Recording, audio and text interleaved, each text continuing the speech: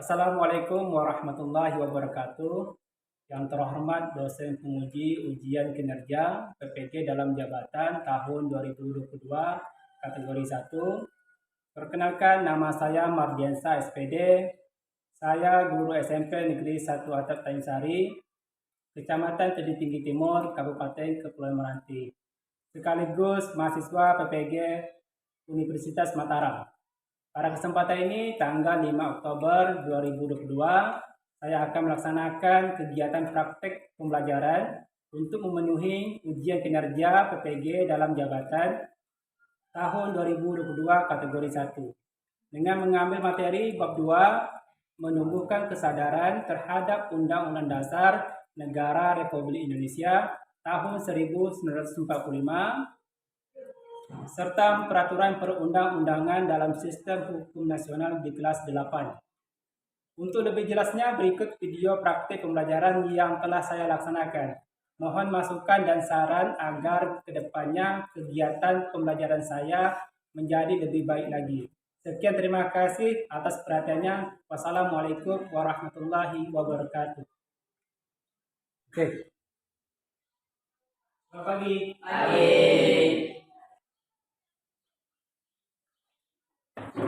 Assalamualaikum warahmatullahi wabarakatuh. Waalaikumsalam warahmatullahi wabarakatuh. Baiklah anak-anak semuanya, sebelum kita melaksanakan proses pembelajaran hari ini, alangkah baiknya kita membaca doa terlebih dahulu. Kedua kelas, silakan ke depan untuk memimpin doanya.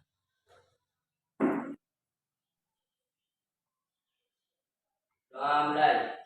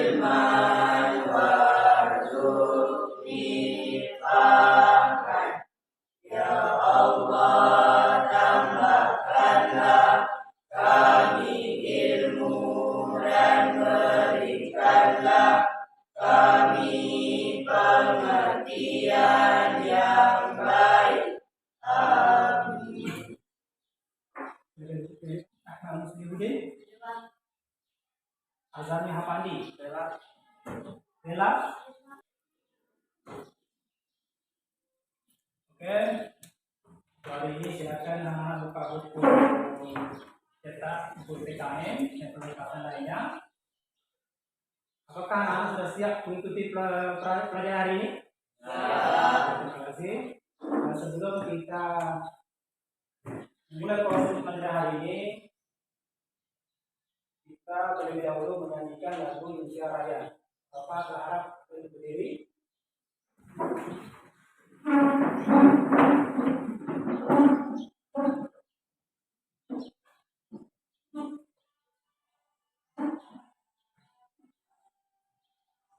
Indonesia tanah airku, tertumpah darahku. Di sanalah aku berdiri. Teman semuanya, Bapak ingin bertanya pada kalian semua, apakah kalian kemarin sudah belajar di rumah? Ya. Terkait apa kita pelajari kemarin?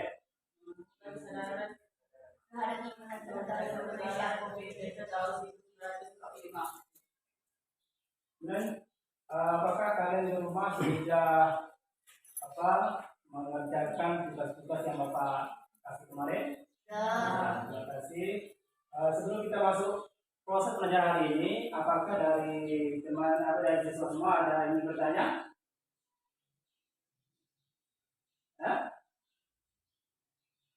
Silakan Udin. Pelajaran hari ini tetap sama Pak atau berbeda? Tetap sama. So, materi tetap sama, cuma yang berbeda hari ini tentang materinya. Hari ini kita membahas tentang makna-makna yang terdapat di AHD Pembukaan Undang-Undang Negara Republik Indonesia. Tadi ada pertanyaan lagi? Ya, lanjut. Ini langsung buat kelompok atau belum? Belum. Jadi kita masuk materi dulu, nanti Bapak jelaskan terlebih dahulu materi hari ini apa-apa saja, lalu kita bentuk kelompok. Masih ada lagi pertanyaan? Nah, kalau tidak ada, Bapak lanjut ke materi. Hari ini kita membahas tentang menumbuhkan kesadaran terhadap Undang-Undang Dasar Negara Republik Indonesia tahun 1945. Sebelum masuk di materi, Bapak akan menyampaikan terlebih dahulu kompetensi dasar, yaitu menelaah makna, kedudukan, dan fungsi Undang-Undang Dasar Negara Republik Indonesia tahun 1945 serta peraturan perundang-undangan lainnya dalam sistem hukum nasional. Tujuan pembelajaran hari ini setelah mengikuti proses pembelajaran, itu peserta didik diharapkan dapat yang pertama, menghargai makna, kedudukan, dan fungsi Undang-Undang Dasar Negara Republik Indonesia tahun 1945 sebagai bentuk sikap beriman dan bertakwa. Yang kedua, mendukung makna, kedudukan, dan fungsi Undang-Undang Dasar Negara Republik Indonesia tahun 1945 serta peraturan perundang-undangan lainnya sesuai dengan Undang-Undang Dasar Negara Republik Indonesia tahun 1945. Yang ketiga, menganalisis makna Undang-Undang Dasar 1945 dalam sistem hukum nasional. Yang keempat, menjelaskan fungsi dan kedudukan Undang-Undang Dasar 1945 dalam sistem hukum nasional. Yang terakhir, menjelaskan kedudukan peraturan perundang-undangan dalam sistem nasional. Oke, silakan lihat ke depan di slide Bapak. Yang pertama yaitu A, makna Undang-Undang Dasar Negara Republik Indonesia tahun 1945 dalam sistem hukum nasional. Jadi sebelum kita masuk di materi ini, nanti Bapak akan membagikan beberapa kelompok, yaitu 3 kelompok. Nanti Bapak akan menampilkan sebuah video. Setiap kelompok itu videonya berbeda-beda. Artinya nanti setiap kelompok untuk menganalisis video tersebut. Paham ya? Kalian setiap kelompok mengamati video-video yang telah Bapak berikan kepada setiap kelompok nanti. Tapi hari ini Bapak masuk materi terlebih dahulu, nanti baru kita diskusi. Yang pertama tentang konstitusi. Secara sederhana, konstitusi dapat diartikan sebagai suatu pernyataan mengenai bentuk dan susunan suatu negara yang dipersiapkan sebelum atau sesudah negara bersangkutan berdiri merdeka, sudah kemerdekaan. Tetapi Indonesia itu karena tidak sesuai dengan keadaan waktu itu. Maka dari itu pemerintah dan DPR waktu itu membuat suatu kebijakan untuk merevisi atau mengamandemen undang-undang yang telah ditetapkan oleh pemerintah yang terdahulu. Mereka menyesuaikan. Ada pasal-pasal yang tidak sesuai, maka dirubah. Sampai amandemen itu sampai kali. Sampai saya ini belum ada. Tentang makna alinea pembukaan Undang-Undang Dasar Negara Indonesia tahun 1945. Itu persatuan. Pada gambar ini sudah dijelaskan tuh. Kita saling karena Indonesia ini keberagamannya luar biasa. Dari Sabang sampai Merauke, bermacam suku, bahasa, adat istiadat, agama, banyak beragam. Di Indonesia itu ada 6 agama yang diakui. Kalau suku banyak, ada istiadat, bahasa. Tapi untuk menyatukan itu semua adalah dengan menggunakan bahasa Indonesia. Nih, di dalam apa gambar ini sudah dijelaskan. Nampak tuh? Mereka merangkul tangan semuanya. Artinya ada persatuan di antara kita. Negara Indonesia adalah negara yang melindungi dan mengikuti segenap bangsa Indonesia dan seluruh tumpah darah Indonesia, serta mencakup segala paham, golongan, dan paham perseorangan. Jadi kalau sudah persatuan, jangan sampai kita ada perselisihan di antara kita. Ingat ya, jangan ada perselisihan. Kalau ada sesuatu yang agak menyimpang, kita tegur baik. Kita negara hukum. Segala sesuatu yang kita langgar, maka konsekuensinya adalah kita akan berhadapan dengan hukum. Yang kedua, makna alinea pembukaan Undang-Undang Dasar Negara Republik Indonesia tahun 1945. Keadilan sosial. Ini gambar apa nih? Timbang. Orang timbangan itu harus adil. Seperti orang-orang yang dagang, tidak boleh curang. Tidak boleh curang. Ingat ya, kita berhak untuk memilih dan berhak untuk itu keadilan sosial.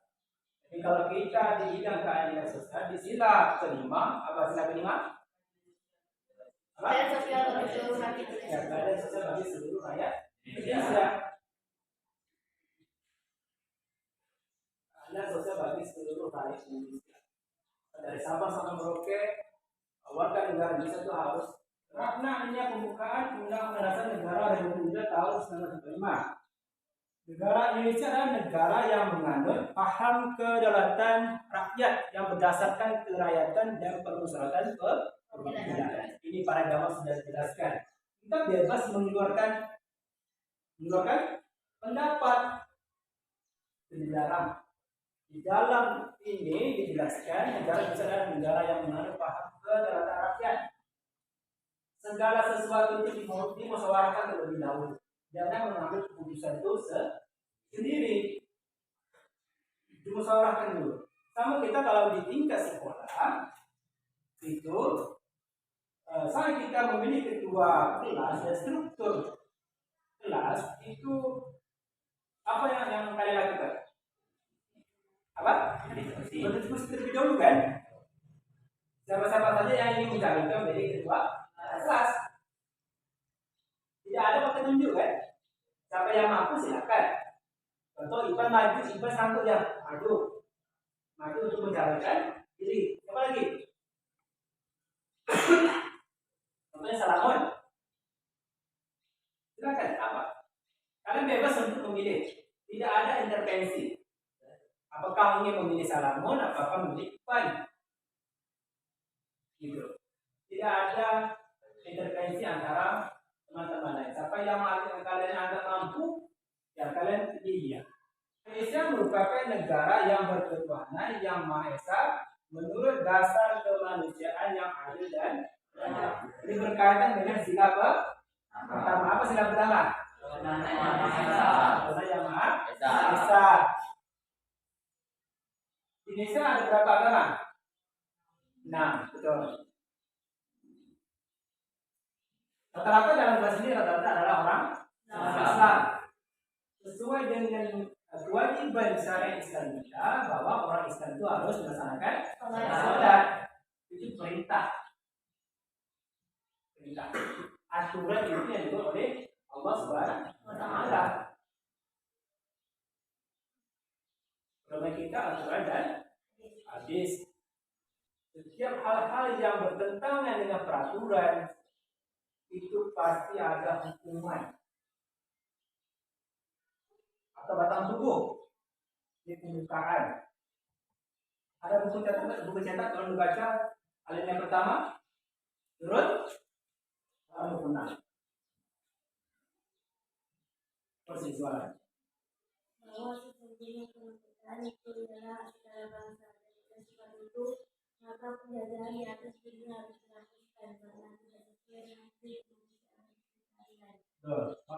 Lalu yang kedua, Ivan. Dan perjuangan pergerakan kemerdekaan Indonesia telah sampailah kepada saat yang berbahagia dengan selamat senantiasa mengantarkan rakyat Indonesia ke depan pintu gerbang kemerdekaan negara Indonesia yang merdeka, bersatu, berdaulat, adil dan makmur. Yang ketiga, Solehin. Yang ketiga, atas berkat rahmat Allah yang Maha Kuasa dan dengan didorongkan oleh keinginan buruk supaya kehidupan kebangsaan yang bebas, maka Indonesia menyatakan yang ini kemerdekaan.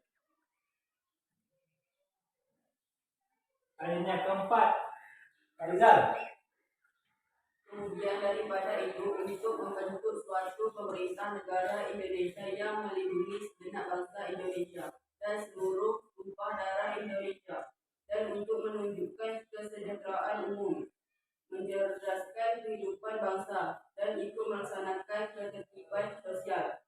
Maka disusunlah kemerdekaan kebangsaan Indonesia itu dalam suatu undang-undang dasar negara Indonesia yang terbentuk dalam suatu susunan negara Republik Indonesia yang berkedudukan rakyat dengan berdasarkan kepada Tuhan yang Maha Esa, kemanusiaan yang adil dan beradab, persatuan Indonesia, dan kerakyatan yang dipimpin oleh hikmat kebijaksanaan dalam permusyawaratan perwakilan, serta dengan mewujudkan suatu keadilan sosial bagi seluruh rakyat Indonesia. Terima kasih. Kemudian kita masuk lagi pada yang selanjutnya tentang kedudukan dan fungsi Undang-Undang Dasar Negara Republik Indonesia tahun 1945 dalam sistem hukum nasional. Pertama, pembukaan Undang-Undang Dasar Negara Republik Indonesia tahun 1945 yang sudah kalian bacakan tadi. Ada berapa alinea? Berapa alinea? Pembukaan sebuah konstitusi bukanlah sebuah rumusan pasal-pasal hukum tata negara, tetapi merupakan sebuah norma-norma dasar yang memperkuat daya ikat pasal-pasal dalam konstitusi. Kemudian, pembukaan Undang-Undang Dasar Negara Republik Indonesia tahun 1945. Yang pertama, kedudukan pembukaan Undang-Undang Dasar Negara Republik Indonesia tahun 1945. Yang B, pembukaan UUD Negara Republik Indonesia tahun 1945 membuat pokok kaidah negara yang fundamental. Selanjutnya, semua produk hukum di Indonesia seperti undang-undang, peraturan pemerintah dan peraturan presiden harus dilandasi dan bersumber pada undang-undang dasar. Bukan yang terdiri dari yang sudah kalian baca tadi.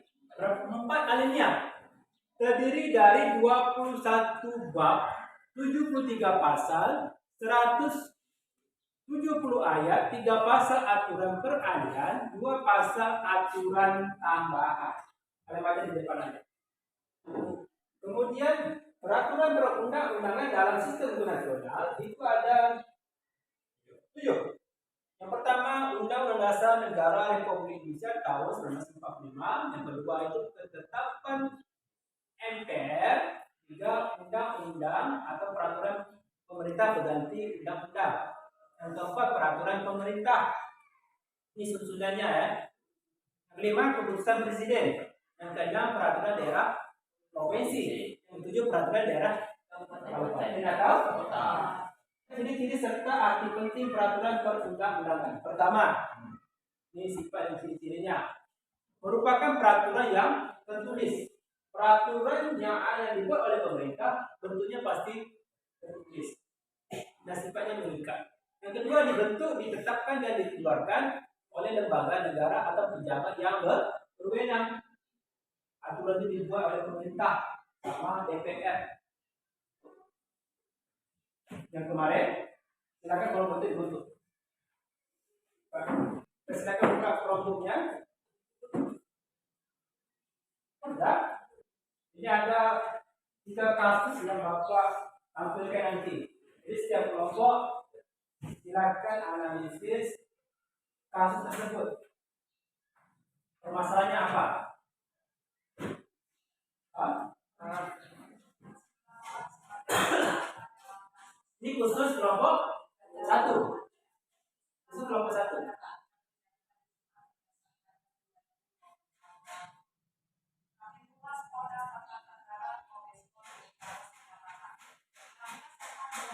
Silakan kelompok 1. Ini kasus kedua untuk kelompok 2. Silakan kelompok 3.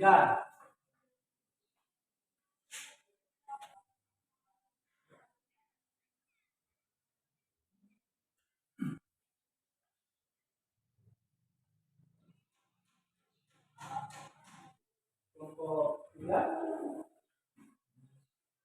Ini kasusnya itu kalau di video dicarikan apa analisis kasus tersebut.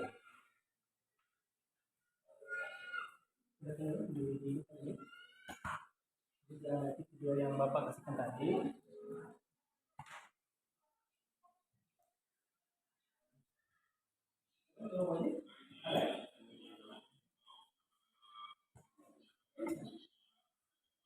Dituliskan lagi. Atau nanti kalau sudah selesai nanti kita presentasi ke depan.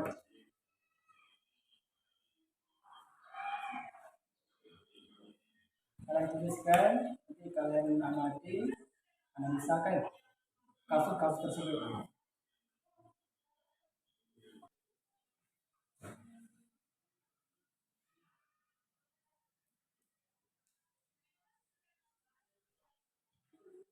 Oke, anak semuanya, apakah sudah siap? Dah. Nomor 1? Sudah. Nomor 2? Dah. Nomor 3 sudah siap? Oke, kalau sudah siap semuanya, maka Bapak mengharapkan setiap kelompok nanti itu mempresentasikan ke depan hasil diskusi yang telah kalian lakukan. Untuk kelompok 1, Bapak persilakan untuk maju. Assalamualaikum warahmatullahi wabarakatuh. Waalaikumsalam warahmatullahi wabarakatuh. Bella ke Masjid Ahmadiyah di Sintang, Kalimantan Barat karena kecewa tempat ibadah tersebut tidak dibongkar. Masa tidak terima dengan keputusan pemerintah daerah Sintang yang hanya menghentikan operasional jamaah Ahmadiyah di tempat tersebut. Mereka kecewa karena Pemkab Sintang hanya menghentikan korban jiwa. Kalau warga Ahmadiyah sudah diamankan oleh personil kita. Sejak Agustus ada 200 orang massa yang terlibat dalam kerusakan Masjid Ahmadiyah ini. Benar terjadi peristiwa itu. Ada bangunan yang dirusak lempar. Sedangkan yang sempat terbakar adalah bangunan di belakang masjid. Namun demikian, ia menyebutkan pihaknya telah menurunkan ratusan personel untuk menjaga, termasuk mengamankan jamaah Ahmadiyah di sekitar lokasi. Saat ini personel 42 orang atau 200 kakak dan bangunan masjid. Situasi sudah terkendali, masa sudah kembali. Sekian, terima kasih. Nah, bila dari kelompok 2 dan 3 ingin menyampaikan pertanyaan, kami silakan. Penyebab terjadinya kerusakan rumah ibadah. Nanti dijawab. Kelompok 3. Pertanyaan berarti kelompok 3 ada 2 pertanyaan untuk kelompok 1. Tidak perlu pertanyaan untuk kelompok 2. Kelompok 2.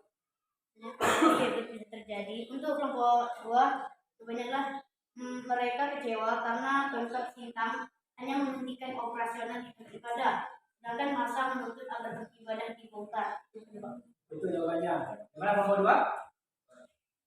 Jadi penyebabnya adalah masa itu kecewa karena kecewa maka masjid itu dibakar, rusak.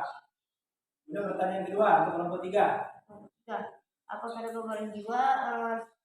Tahu saya tidak ada karena saya melihat jawaban apakah ada korban jiwa? Jawabannya tidak ada. Tidak ada. Dalam video itu tidak ada. Tidak ada korban jiwa. Pertanyaan kedua, apakah ada tersangka? Tersangka ya ada, yaitu berjumlah 9 orang. Boleh kelompok 3? Puas? Kalau sudah puas, berarti tidak ada pertanyaan lagi? Tidak ada. Terus ada kesimpulan untuk kelompok 1 atas video ini? Ya. Kesimpulan atas video ini agar kita tidak membeda-bedakan kepercayaan, ras, atau suku, agama, dan lain-lainnya dalam persatuan Indonesia. Berarti alternatif solusinya adalah supaya kita itu saling toleransi, saling menghormati dan menghargai sesama, walaupun kita berbeda pandangan, pendapat, keyakinan, kita tetap harus menghargai dan menghormati sesama. Oke, kita untuk kelompok 1. Terus kelompok 2, Mas ya, ada yang maju depan.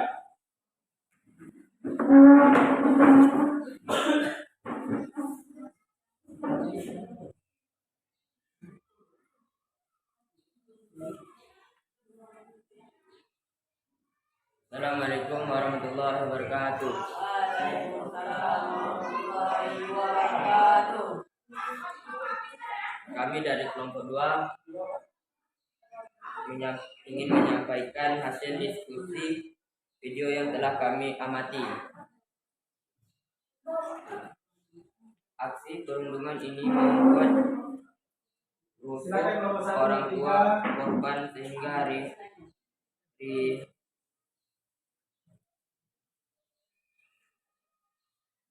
resah ini tengah menangani kasus ini dengan memanggil sejumlah pihak termasuk pihak sekolah para remaja putri itu. Orang tua korban menyerahkan sepenuhnya kepada pihak penegak hukum Polres Cilacap. Kemudian diskusi apa kelompok 1 atau kelompok 3 ingin bertanya, saya persilahkan.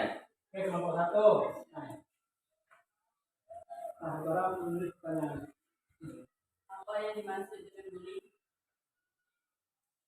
Yes. Kami ingin memberikan pertanyaan, yaitu apa penyebab terjadinya bully? Nah, kelompok 1 memberi pertanyaan, apa penyebab terjadinya bully? Artinya dari kasus yang kalian amati tadi.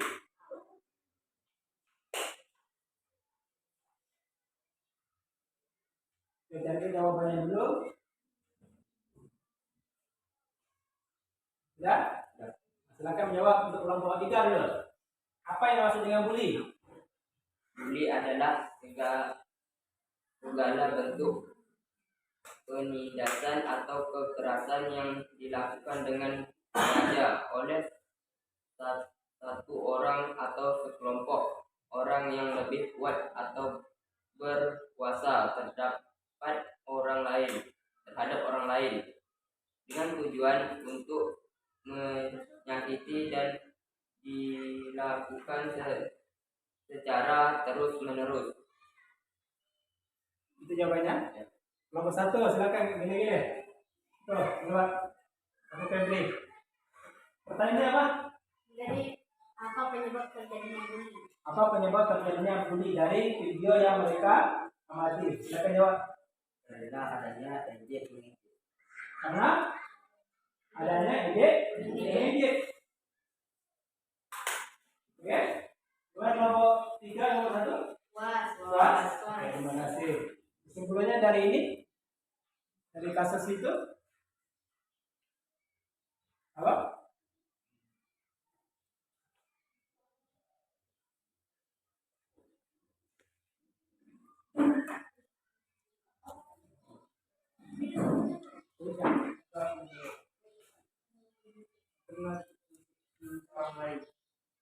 Terutama pada kasus bully ini, kita sebagai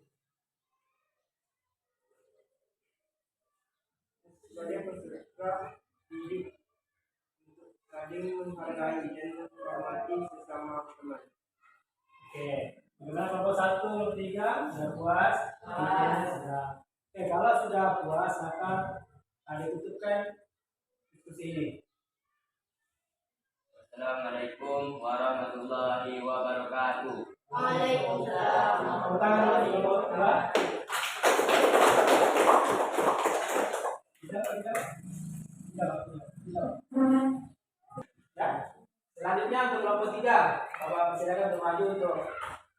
menyampaikan hasil diskusinya. Silakan nomor 3.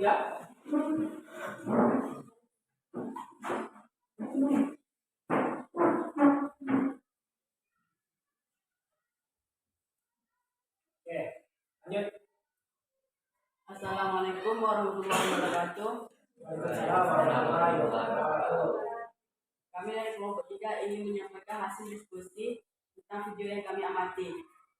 Hasil diskusi kami akan dibacakan oleh Bella Diama.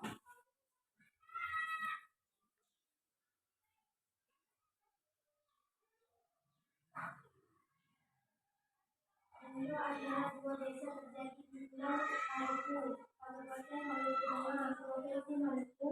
Akibat bentrok sejumlah warga terbakar. Situasi di lokasi bentrok mengancam sejumlah rumah warga terbakar. Bentrok antara dua desa ini terjadi pada 26 dini hari, diduga karena kesalahpahaman antara dua desa. Selain rumah warga terbakar, jumlah orang warga terluka dan satu anggota polisi terluka tembakan. Aparat gabungan telah dibentuk mengamankan situasi di lokasi bentrok. Kepolisian mengimbau warga agar tidak terprovokasi dengan isu dan tidak benar yang bisa mengganggu stabilitas keamanan di Maluku. Oke, terus Baiklah, apakah dari kelompok 1 dan 2 ingin memberikan pertanyaan? nomor 1 dulu. Di mana peristiwa itu terjadi? Ulang lagi. Di manakah peristiwa itu terjadi? Di mana peristiwa itu terjadi dari video yang tadi, jangan dijawab dulu. Nomor 2, disimpan dulu jawab pertanyaannya. Nomor 2, Mengapa terjadinya bentrok antara kedua desa tersebut? mengapa terjadinya bentrok antar desa tersebut? Oke, jawab dulu pertanyaan kelompok nomor 2 dulu. Di Pulau Hukum Kabupaten Maluku Tengah, Provinsi Maluku. Itu kelompok pertanyaan nomor berapa? Nomor 1. Apa tadi pertanyaannya? Di mana terjadinya peristiwa tersebut? Apa jawabannya? Di Pulau Maluku. Di Pulau Maluku. Maluku Tengah. Di mana kelompok 1? Kami kelompok 2.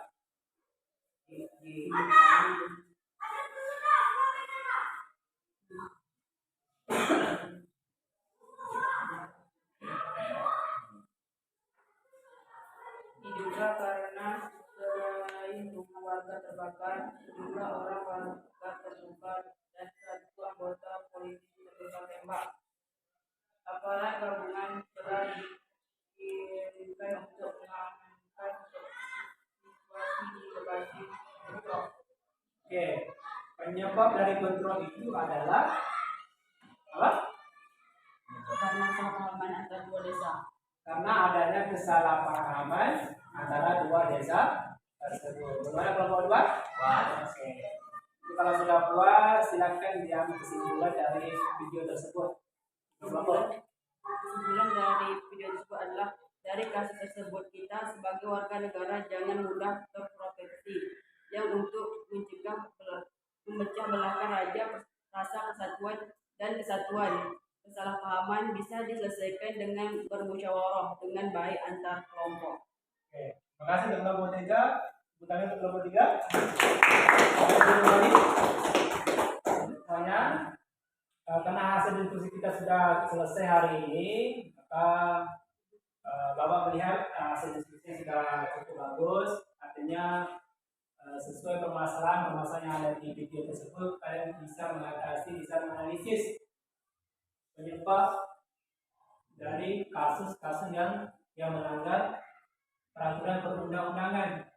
Sudah Bapak katakan tadi bahwa setiap perbuatan yang melanggar aturan maka ada konsekuensi hukumnya.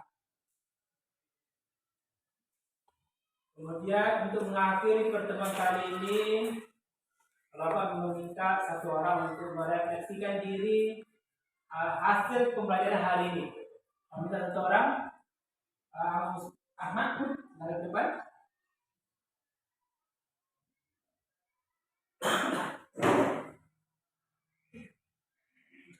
Makna alenia pembukaan Undang-Undang Dasar Negara Republik Indonesia tahun 1945. Alenia pertama mengandung makna dalil objektif dan dalil subjektif.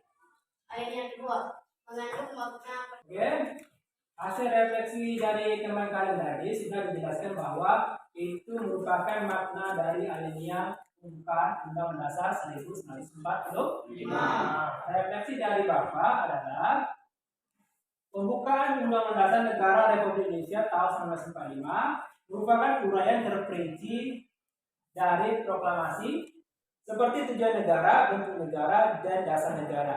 Selanjutnya pembukaan Undang-Undang Dasar Negara Republik Indonesia tahun 1945 memiliki nilai universal dan lestari. Universal mengandung arti bahwa diterima oleh bangsa-bangsa beradab di dunia.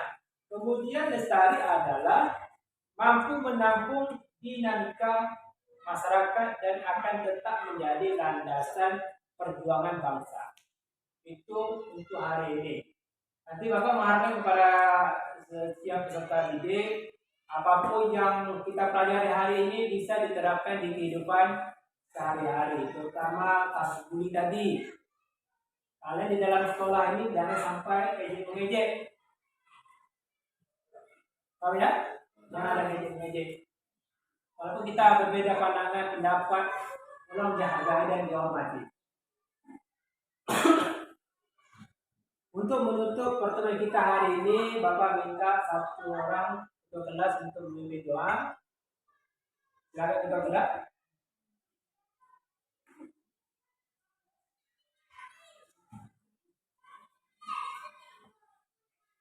Doa menatap doa mulai.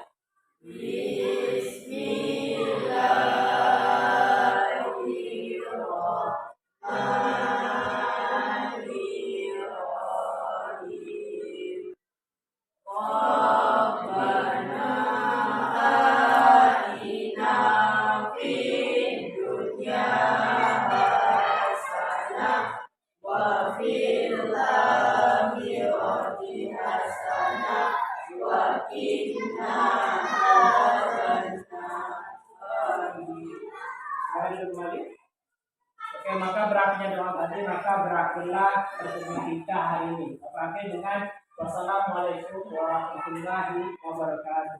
Waalaikumsalam warahmatullahi wabarakatuh.